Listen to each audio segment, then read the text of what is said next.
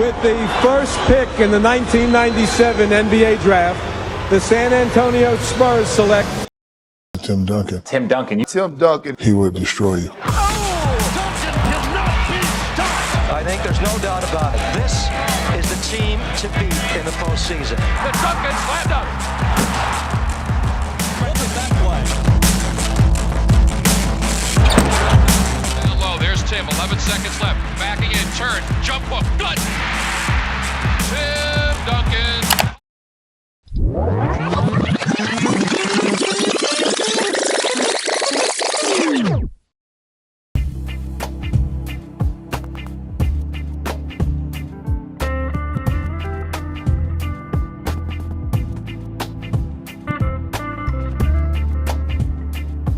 Tim Duncan comes from the US Virgin Islands.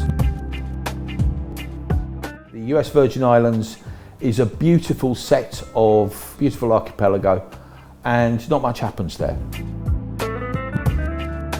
But the one sport they did have there was swimming. He wanted to be a swimmer. His sister was a swimmer, and she ended up going to the Olympics, albeit for the US Virgin Islands rather than anybody else. So why not do that? Hurricane Hugo is a monster tonight. Today it grew rapidly from a Category 2 to a Category 4 hurricane. It now has winds of 135 miles an hour. That's very dangerous. It gave the US Virgin Islands a hell of a battering. And at the end of it, there wasn't an Olympic-sized swimming pool left. So Tim Duncan had to give up on that dream. Duncan didn't pick up a basketball until he was 14. One of Duncan's classmates at high school began to teach him the ways of basketball. Duncan went all around the island to play pickup and league games. He was then scouted to Wake Forest College.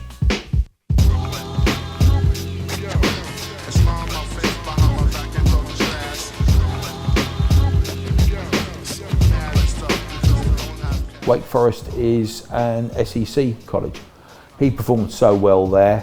His size, his intellect, his demeanour meant that he was going to be a real catch for an NBA team.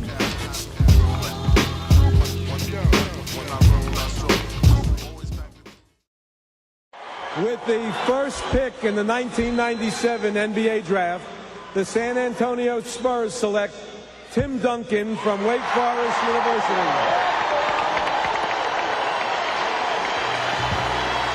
He's the king of the boards. He works those all the time. But he could also do three-pointers. He could do layups. He's a great defensive guard. His job is to get the rebounds. His job is to be there and to make sure that other people can't approach the basket. The team that he joined, San Antonio, they already had one very good tall player, David Robinson. But the two of them together were really unstoppable. But San Antonio actually established their dominance pretty quickly.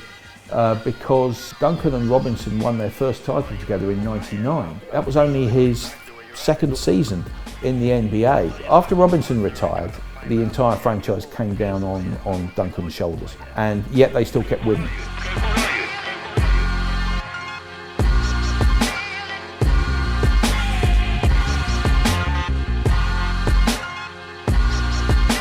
A lot of basketball involves getting in people's faces. It involves upsetting the dynamic of a team. Tim Duncan was never flustered. He was a calm person, and he was the calm centre around which the San Antonio Spurs revolved. First three titles that they won, Duncan was the MVP for those championship series. In 2003 was probably the season that the Spurs were at their peak, and Duncan was the person who led them.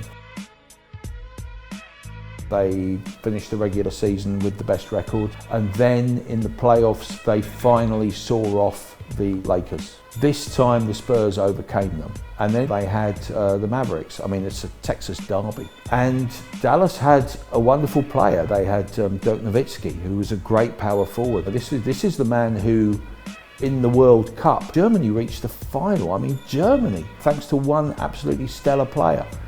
But this time, the Mavs couldn't do it. This time, this was the Spurs' time. I think there's every chance you can regard Tim Duncan as the best power forward of all time because of his longevity and because of his demeanour. To do what a power forward does, you need a particular body type. You've got to be, coming up to 7 foot tall. You've got to have a huge amount of strength. You've got to get under that basket. You've got to be unflustered when the defence comes at you. He was great at all those things, but he's not unique at that. Where he's unique is, I think, that his attitude and his ability, I think, set him apart.